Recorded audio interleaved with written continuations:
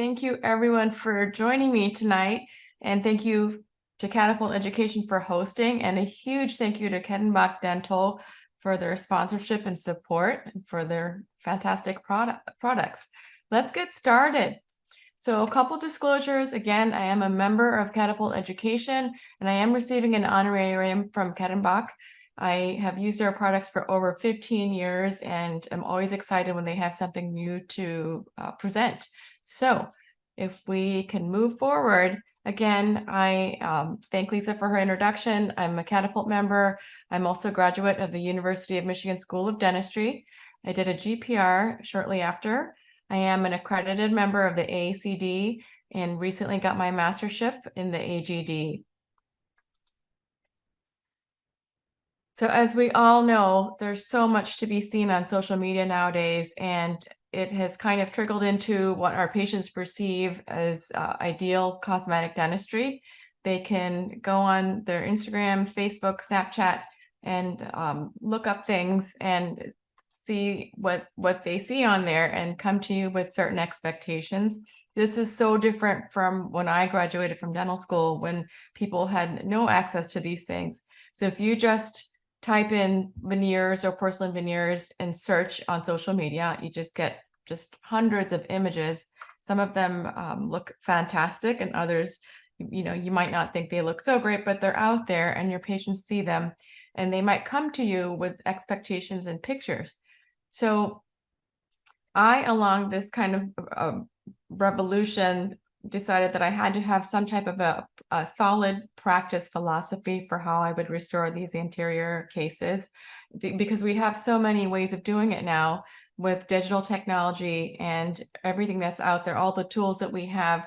Things have really changed with dentistry. And I personally think that it's so important to have your own philosophy on how you would restore cases. And I don't think that there's anything that's considered to be right or wrong. It's just how you prefer and how you portray that and communicate that to your patients. So in my practice, I seem to attract patients who want to do the most conservative option.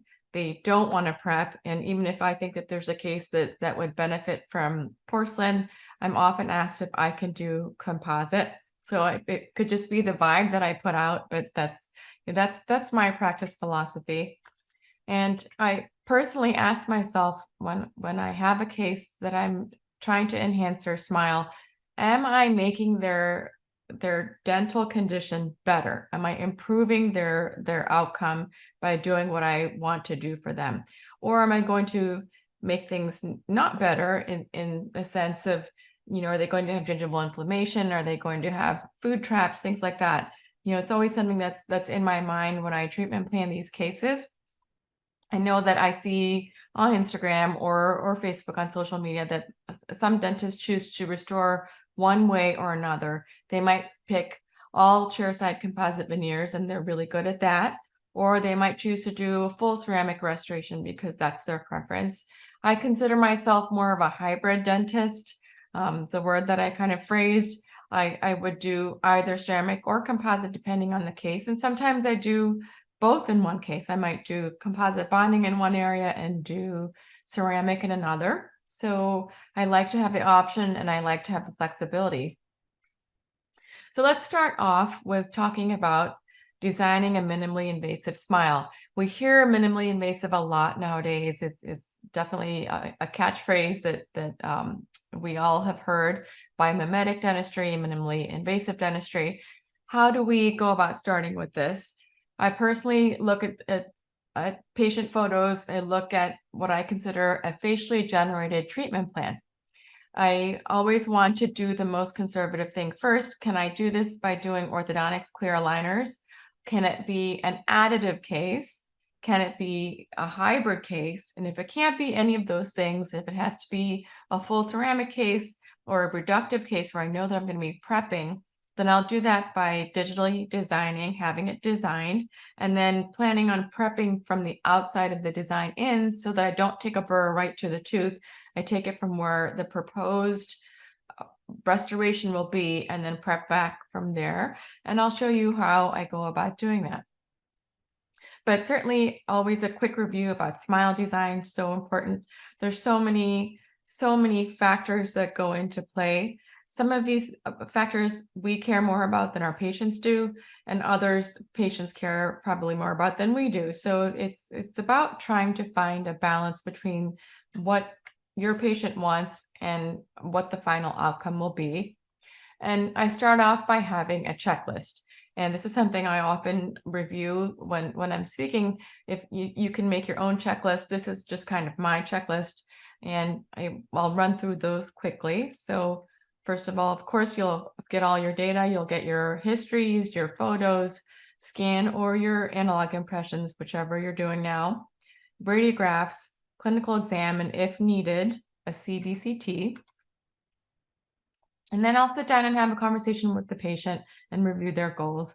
So something that I'm looking at that jumps out at me might not bother the patient at all. So if they have an excessive gingival display, that's the first thing I'll see. Or if there's asymmetry and I think they should have a gingival graft, they might not necessarily want that. So we sit and talk with about the goals, my goals, their goals, and review our options and our risks. We look at the photos that we've taken. We look at all the planes and see if they line up in the way that we want to, and if that all falls into place with our treatment plan. I always look at the maxillary edge position so that I could build my case. If we think of an average length of a central incisor, as you probably know, 10 to 11 millimeters, and then our laterals are shorter than that, and canines are pretty close to the length of our centrals. There's a difference in how much display males tend to show, a little less than females do. And over time that could decrease. And then it's certainly affected by other parameters such as the size, position, and lip mobility. So when do we lengthen centrals? We could talk for a long time about that, but just as a brief summary, when there's existing wear, insufficient display, or inadequate proportions, and certainly there's a lack of symmetry. So the first thing I do really is look at the upper lip in repose, and I photograph that, have the patient say M or Emma, and then look at where the canine position is to help establish the incisal edge. And on average, we want a 75 to 85% width to length ratio. So when I'm looking at a rest position photo, the canine should technically be at about 0 millimeters of display, and then I move on from there. So we'll see that in a few cases coming up. So if you're going to change both the vertical and incisal edge position, you have to remember, of course, that occlusion plays a role, and you don't want to impinge on important parameters such as the envelope of function and the neutral zone. So you want to follow the occlusion protocol that you know. And then going through our checklist, assess the lip dynamics and the tissue display. So if you look at this patient right off the bat, there could be, vertical maxillary excess, and we probably all see that right off the bat. And we could just see that she could potentially have a very mobile lip. But that was not her concern. She was not bothered by that at all. She really just cared about the spacing and the minor rotations. So jumping right into a short little case here, she is what I consider a high aesthetic risk because there's so much that's showing. You can't hide things with that lip. It's all right there. So she initially came in wanting to only do the diastema here. I'm going to just point. So she wanted to close this space and fix the edges, and then kind of worked her way back. And of course, I would have liked to have done a comprehensive plan for her, but that was her chief complaint. She wanted to close a space right in the middle and work with those edges and straighten those out. So we did that. And here she is, composite veneers. She did not want to do chairside veneers. She did not want to do ceramic veneers. She wanted to be completely additive and not reduce or prep away anything. And we still see that gingival display, but she was thrilled with the outcome. So there's our before on the left and after on the right. And sure, it might not meet all of our smile design requirements, but there she is afterward, and she was just thrilled. She said that no one had ever offered her the option before, and she would, so much prefer doing it this way than actually putting ceramic veneers on. So everyone's different. Moving on with our checklist, again, the position, symmetry, and the scallop of the gingiva are parameters that I look at, and I often will pull out my soft tissue diode laser to see if I can correct things without having to do any osseous recontouring. And then, of course, the micro factors such as embrasures, contacts, dominance, axial inclinations, et cetera, all the microaesthetics that come into play.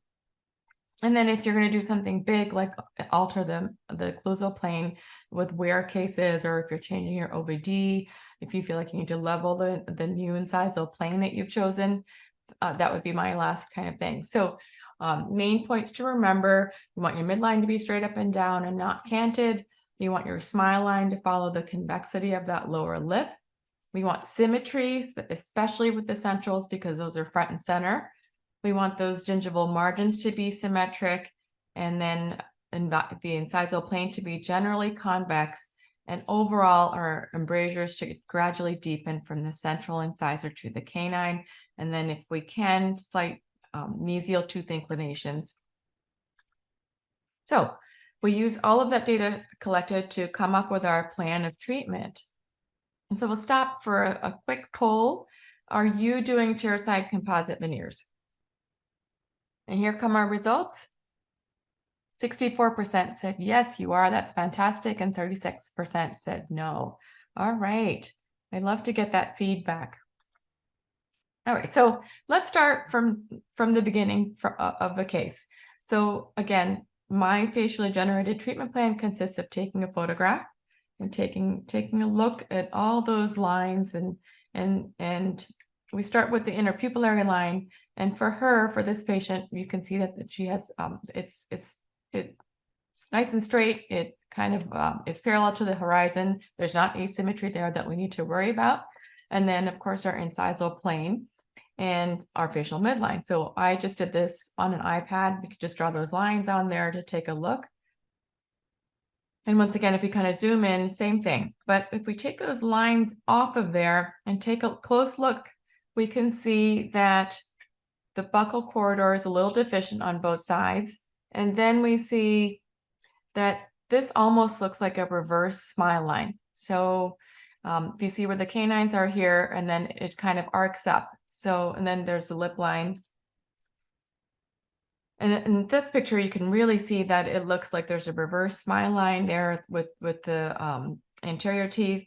And if you move on, we have her in our rest position, and there's definitely a cant. And if you look at this picture, when you take a retracted photo, you kind of want to level it yourself, because there's no guidelines there. There's no incisal plane. There's no, interpupillary line. So when I took this picture, I looked at it, and for the longest time, I couldn't figure out what was canted. But we put some Coyce glasses on the patient, and again, try to find some horizontal reference to the floor, to the horizon. And we see again that I believe that it is the mandible that's moderately canted here, and it all ended up with her just not liking how her smile looks. So we knew that we wanted to restore these. And so our very conservative plan consists of clear aligners for minor rotations. We know that we can't correct that mandibular cant with clear aligners, because it's just a lot going on. There could be potentially surgery involved. There could be brackets and things that I know that I'm not capable of doing. So that's a conversation that I have with my patient. And when she's sure that she doesn't want to do anything drastic. She just wants the overall look to be better, and she wants to do chairside composite veneers. So we know we're going to do a little bit of gingival recontouring. And then from there, we'll start off with a preview, a mock-up, and then finally move to an actual 3D version that we can make a template from. So initially when I do a smile preview, it's really just a 2D rendering of what could be a possibility. And that could be as simple as drawing on an iPad with an Apple Pencil to show your patient. Or if you're proficient with Photoshop, you can Photoshop in kind of a new smile and show them that way. And then we could move on to something a little bit more sophisticated, like the DSD app or the Trios Excite app. We have the Trios Excite app in our office because it comes with the Trios scanner and their Unite software. And then from there, when we move on to actually putting this plan into action, we want a 3D model. So you could work with your ceramist to get you a wax up and then eventually a mock-up and a template. And then there's all these other ways of doing it now with just the incredible digital capabilities that we have, the AI. There's monthly services like SmileFi, DSD, Smile Cloud. There's also pay-per-use. I know Evident does that. And then you could consider, if you're doing a lot of these cases, investing in something bigger like exocad or Dental Systems by 3Shape. So my workflow for composite veneers looks like this. I'll scan the patient for our diagnostic models. I'll go ahead and 3D print the models and then take a look first. And then I'll do my wax up, whether I do it myself or I outsource this to one of those other hosts, such as Evident or DSD. I'll send that off. And then I'll get my 3D wax up, modify as I need, and then I'll create a matrix using a putty to create a stent. And then I'll develop my palatal from there and then build the facial out using matrices or potentially inject composite. So my wax up shows up like this, and I'll modify it as I need. This is one from Evident. They actually use exocad as their platform, and I don't have to buy exocad in order to use it and view it and share with my patient, which is nice. And then I'll make my putty matrix for my palatal shell and build the case out from there. So there's a short little video here. It's going to go a bit fast, but this is Panasol putty. It comes in 2 tubs. You take out the amount that you need. There's scoops for measuring if you'd like. And I'm sure you've done this before, but you make a nice little putty ball and put that right over your wax up, whether it's analog or digital. And then I'll take that, kind of form it into a little sausage and form it over my wax up and make sure that I adapt it well because I want to pick up all those contours.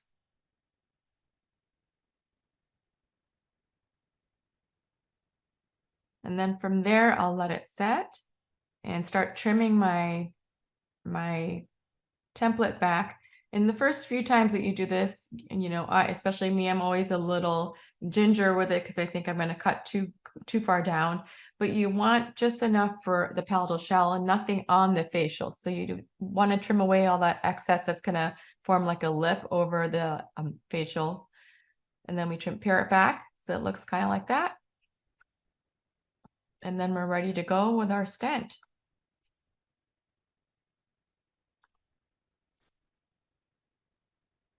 And then here's our finished case.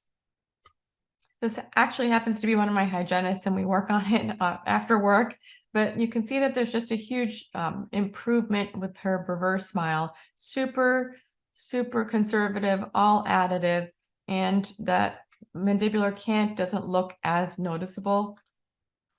So my polishing technique, really quick: discs to develop my outline, diamond burrs, medium and fine, for my surface polishing and from the lobes, and then cups to go through and start removing my scratches.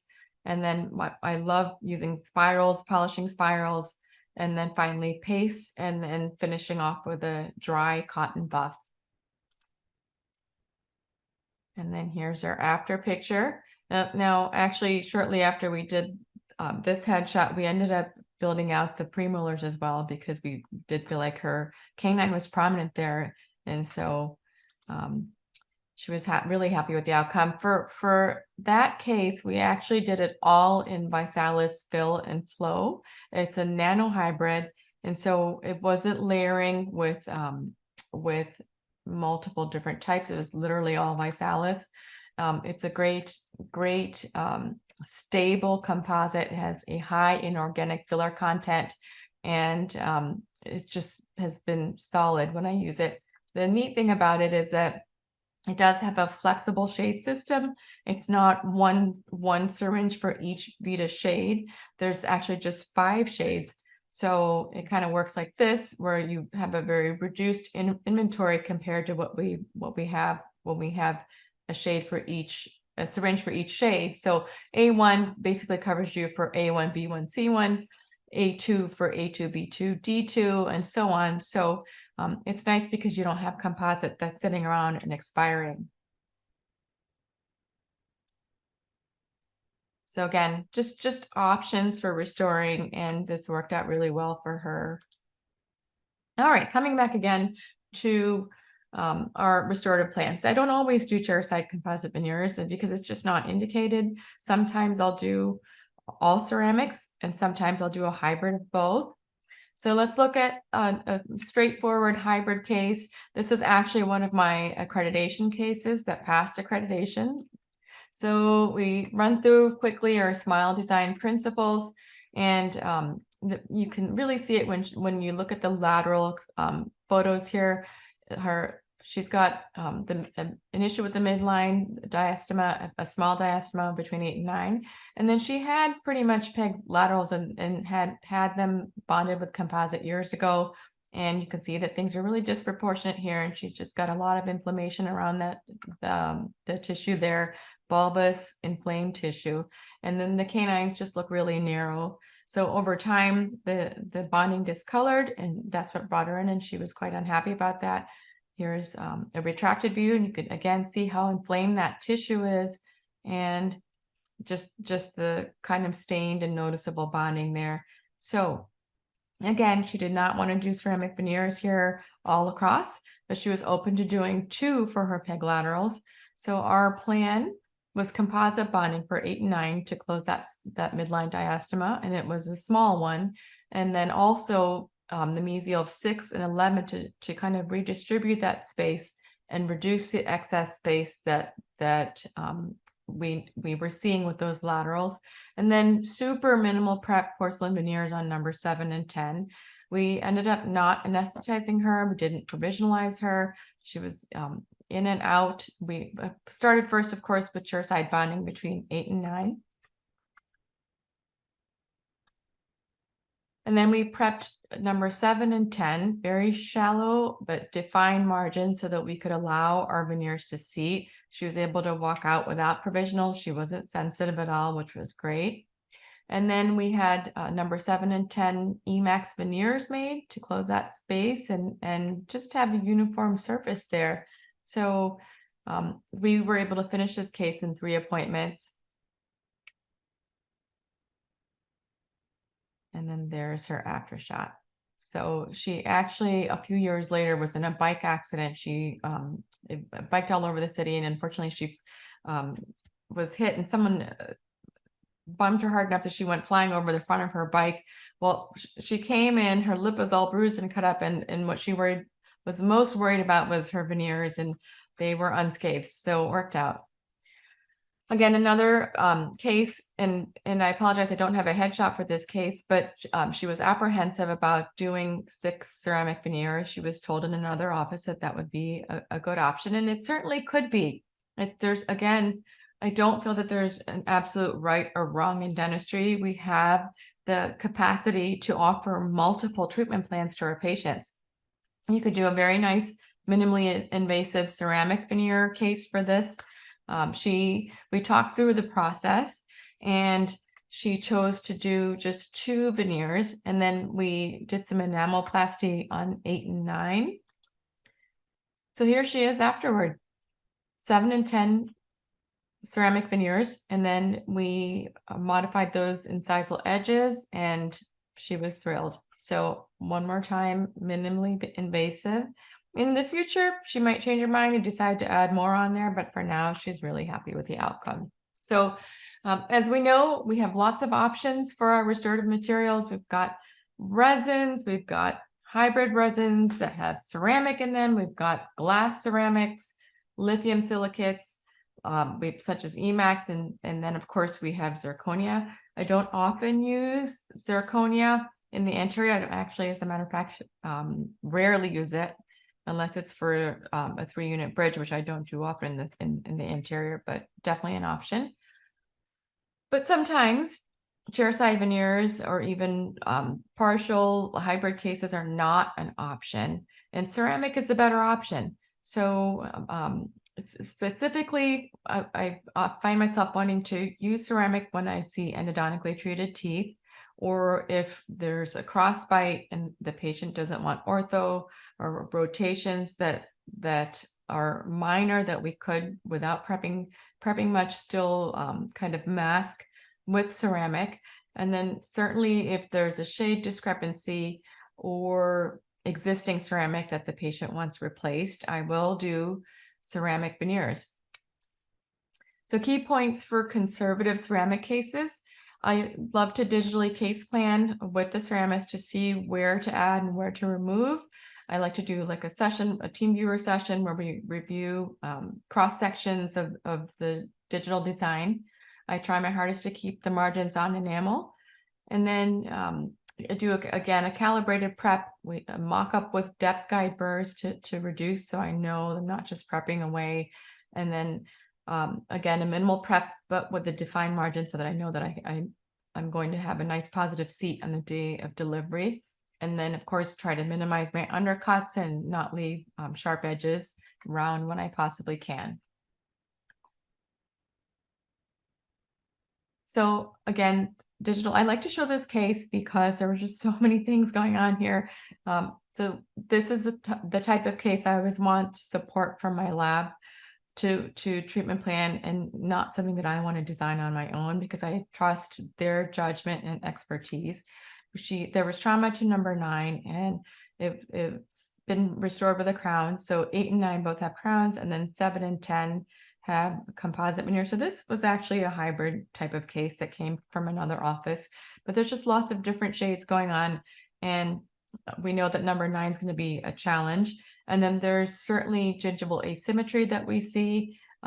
One thing that's a huge aesthetic concern is the lack of gingival symmetry here across the top here. And then our laterals are, the tissue in the laterals is more apical than that of the central. So we did send her off to get crown lengthening done and osseous recontouring of 8 and 9, so that we could level that gingival plane there. And then so here she is after the periosurgery on 8 and 9. So we're looking a little bit better as far as symmetry. And then we scan her, send the files off to the lab. And then we get a smile preview. So this again is just our 2D smile preview, just a rendering of how things could look, and not anything 3D, not a mock-up just yet. And this we could do, just with those apps that we talked about, or with PowerPoint, with Photoshop, or even just on our iPad. And then we go to the next level, and here's our proposed wax up. So it's done digitally, and then it's overlaid over the actual scan. So we have a combined model, and then we can see where things are peeking through, where we know that we're going to need to reduce more. The existing restorations on 8 and 9, of course, are peeking through. So we know that we're not prepping way tooth structure. And then, of course, we see that little peek through on the canine that we know we have to take away. So it's nice to kind of see ahead of time and plan for it.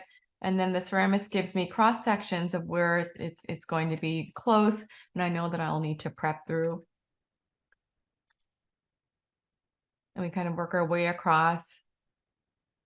We have multiple screenshots that we can look at. So it's a little presentation that I get, and then a design summary of what needs to be changed and where we're changing it.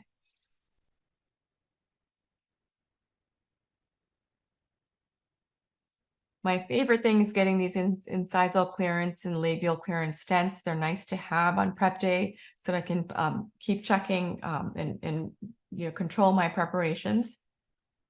and then the mock-up and provisional stent putty matrix, which I used before and after. So here we are, prep day, and you can see again the harmony in the in 8 and 9 are much more harmonious. There's symmetry there, and I know that I can work with that.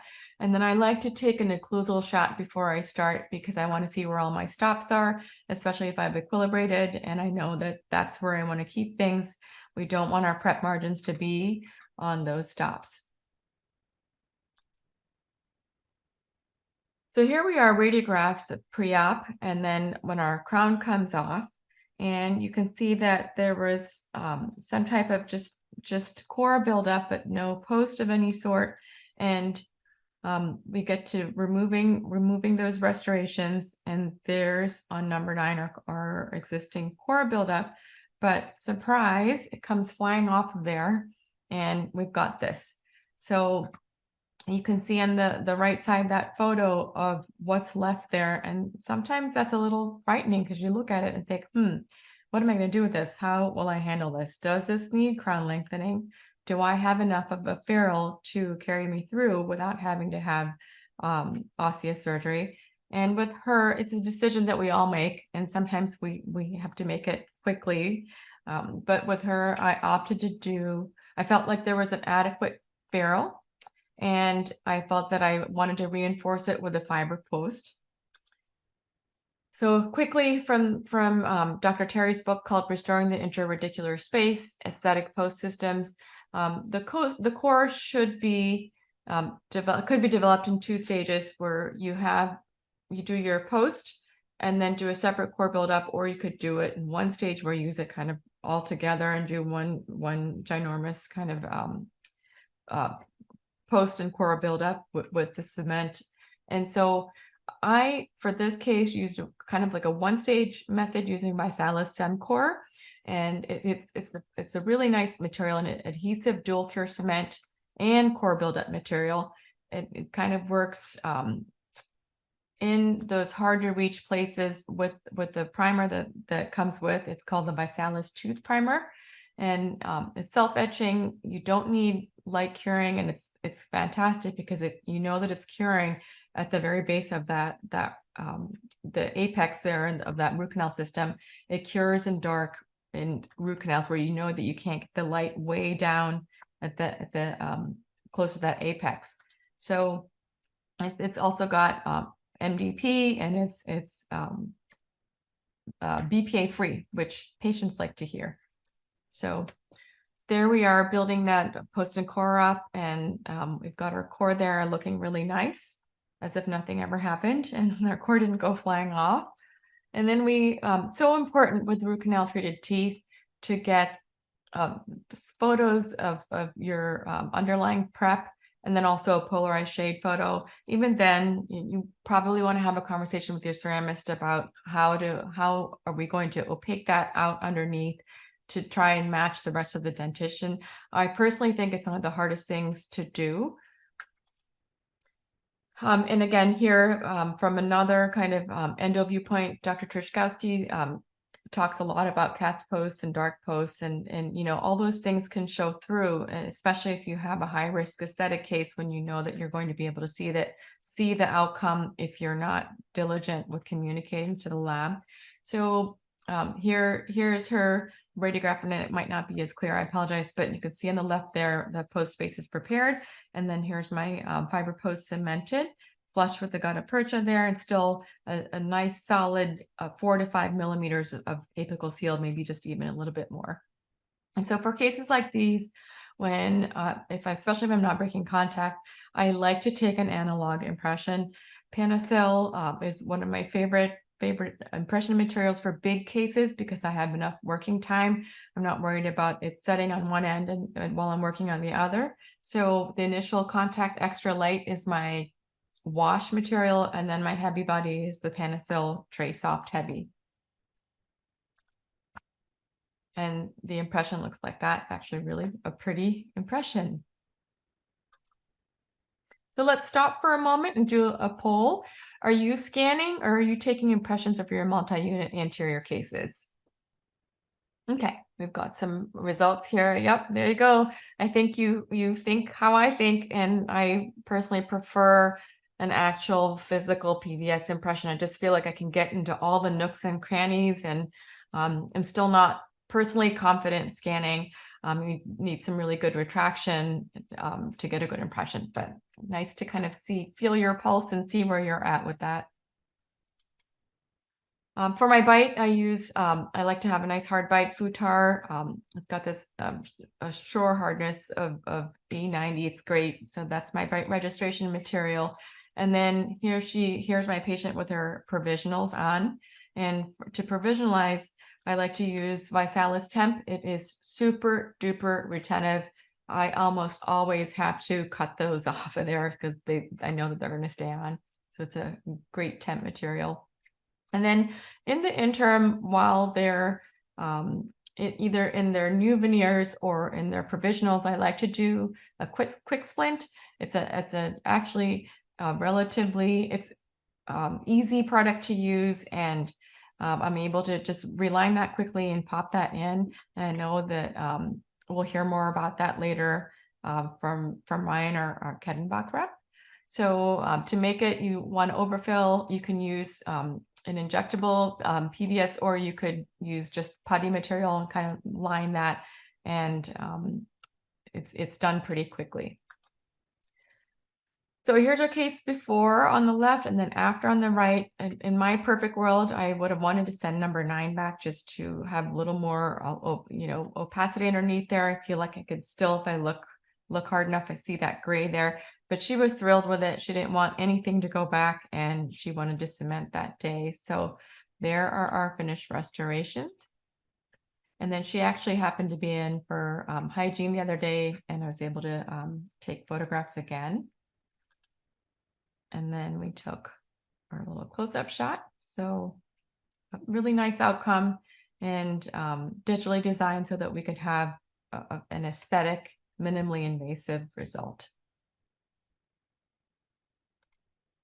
So people often ask me what I take pictures with.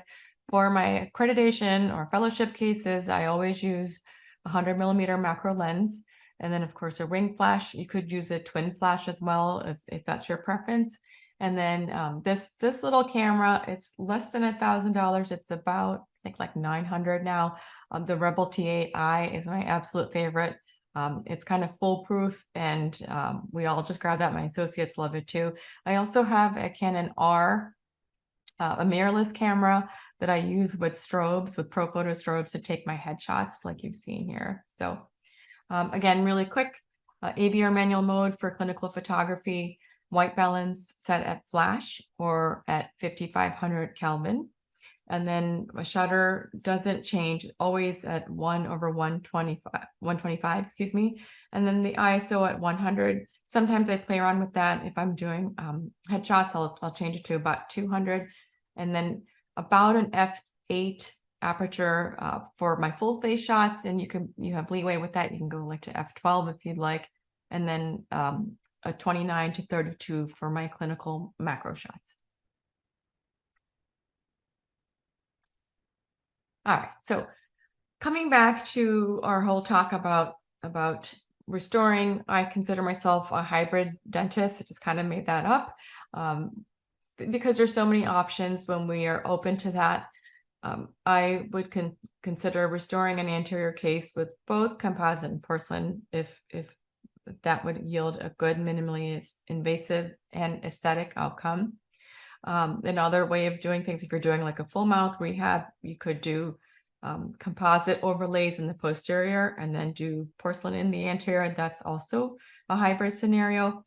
And then of course, you could consider doing a case in composite to start off with, and then over time look at that as a transitional case where you're going to eventually do in porcelain, but just kind of ease in the options for your patients and say, let's do composite now, and then maybe a few years from now we'll transition to porcelain, especially if they're young. If they're in their 20s, 30s, that that's a lifetime commitment if you're going to put prepped veneers on there. So that's a talk that I have, and Oftentimes, like I said before, patients seek me out to do something very conservative because they're not willing or ready to commit to porcelain. So I'll kind of ease them into it. And so there's just so many possibilities out there to do something minimally invasive and still have it really benefit our patients. So my goal is to be minimally invasive, but I don't feel that it has to be all of one material all the time. It's nice to have that uniformity, but there are options.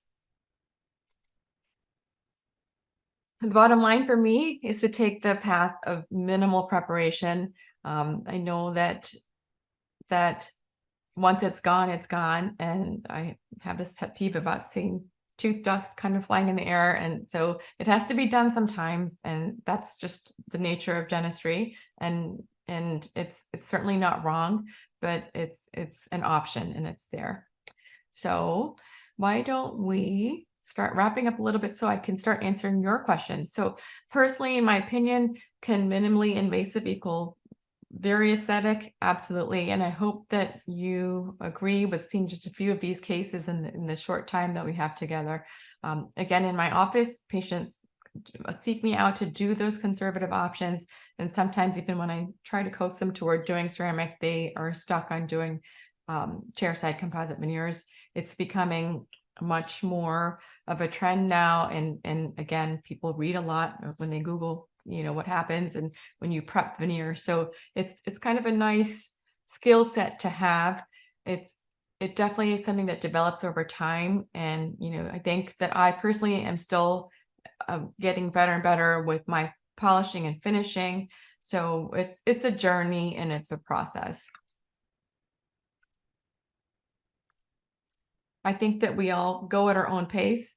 When I look at work on Instagram or on social media, I see some amazing cases, both ceramic and composite. And I always strive to be better every day. And it's not about what everyone else is doing or how great things look on social media. It's there for us to admire, and it's certainly there for us to sometimes learn from. But it's about where you are in your journey now, and where you're going and where you want to go, and not really about where everyone else is. And I think that that's the amazing part about doing dentistry and being a cosmetic dentist or doing any type of cosmetic dentistry is that you evolve as you do more cases, and you'll find your own philosophy and develop your protocols that way. Thank you again, all of you, for joining me. Let's jump to some question Q&A right now. Let me open up my box. All right, we'll start at the top here. Which software do you use, please? And I'm thinking, is it software for smile design? At the moment, I use Evident to do my designs, Evident Labs, and I think it's just Evident Hub. You can Google that and find them, and they do my smile design cases, and they'll send it to me in Exocad. I also just recently took a dental systems course. It's the labs side of 3Shape. They have the 3Shape Unite, which is a clinical part of it, and then they have dental systems. And I actually really enjoyed using the software. I took a 2-day hands-on course. And so that might be, if I decide to invest and purchase software to do designs in office, then that's something that I'm looking at right now. And then the next question here, would you please talk about how you physically do the tooth preparation? Like, how much do you reduce, when you need to reduce, and when you don't?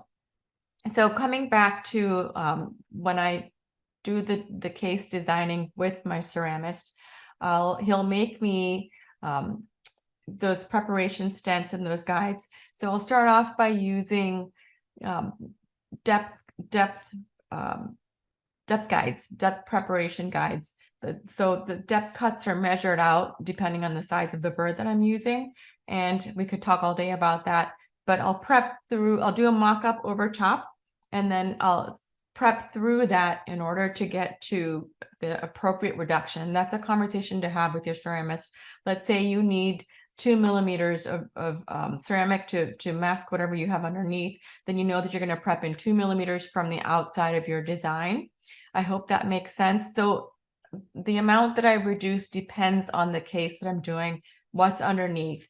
And again, if the digital design has given us 2 millimeters and maybe I barely prep there, and that's what I plan out when we look at those cross sections and review with my ceramist. I hope that answers your question. Next, what are you charging per composite veneer? So I personally, I don't mind sharing this with you. I charge $1,095 per chairside composite veneers. I've heard everything from, like, I started out charging $500 for it. And, as my skill set improved and is improving, I'll probably raise the fee. It's going to get easier, but it's still very labor intensive now. And, I might have them back a couple times to polish, because I'm never happy with my polish. I always want to keep, polishing more and more and more till I get like a high sheen. But that's your chair time. And if it's not productive and it doesn't make sense for you to do it, then consider doing ceramic, of course. But yes, I'm charging $1,095. I've heard upwards of $2,000 per chairside composite veneers. And just depending on where you are at, I think it's all fair. What do you use to cement porcelain veneers? So I like to have it be a no-brainer. I currently at the moment use Ivoclar aesthetic cement, but you can use composite, you can use flowables to cement. There's a lot of dentists that use flowable composite to cement their veneers. You just need to have a protocol put down. Personally, right now, I still use Ivoclar aesthetic, but I will consider switching to using flowable composite in the future once I have that protocol down. Next question, to clarify above question, I mean, using composite, how much reduction and what type of finish line? Okay, so when I'm using composite, I almost never prep. So if I'm doing chairside composite veneers, it's always additive. Everything that I showed you tonight was additive, and I didn't prep away anything. Even with the case with the laterals that were rotated, we just added on. So I hope that helps. What type of finish line? No prepping for chairside composite veneers. Next, what post system do I use? That's a great question. For many years, I used fiber posts by Parapost. There's some amazing posts out there. Now there's so many to choose from. I know that Vocal makes a fantastic post. Dentatus makes a really nice post. Bisco has some nice posts, and the biggest thing is that you want to make sure that you're getting a nice cure at the base, at the apex. So you want that protocol, to be solid. So I hope that helps. Which lab are you using? So I have a couple that I use, but for my everyday cases, when you know that it doesn't make sense to use a high-end ceramist that's going to charge you, triple, quadruple what your regular lab is using. And if it's not something that, I always have this conversation with my patient and say, if I'm using a high-end lab, their fees are triple what my regular lab charges. And so we work in an additional lab fee, and they understand that, and it's their option to choose that lab. My go-to labs are usually Smiles by Rigo. That's Nelson Rigo and Juan Rigo. And then I also use Matt Roberts at CMR, Mike Roberts at CMR Dental Lab. Next question, what do you think about these new printed ceramic veneers and crowns? I think there's a lot of potential with them. I just personally like the hands-on that I get from having a ceramist or technician do my anterior cases. I think that it's very, very promising. And I think that if you're proficient in 3D printing, then it's certainly, something that's on the horizon.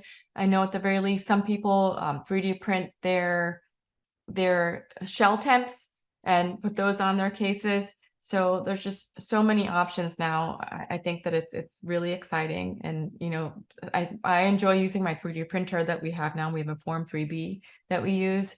And I'm constantly trying to expand, how I use that printer. And I think the last question here, how do you manage any premature fracturing of composite veneers, and do I offer a warranty? So this actually comes down to knowing your occlusion and occlusal principles, canine guidance, all those things. So I want to work that out before I commit to doing anything in the interior. I want to address the occlusion. So that is, would take like multiple courses and days. There's some great occlusion courses out there. I would make sure that I, kind of knew about that, but I also like to make sure that I have a little bit of thickness to my veneers. And I do offer a warranty in the sense that if anything happens in 2 to 3 years, then I will repair that at no charge. I'll also go ahead and buff out any stains that might show up. So yes, and I think that's a fair thing to offer to your patients. And then if I think that they need a night guard, I'll absolutely do that too. Oftentimes with any of these anterior cases, patients themselves ask for it. They feel more comfortable with having something that protects their restorations and their investment.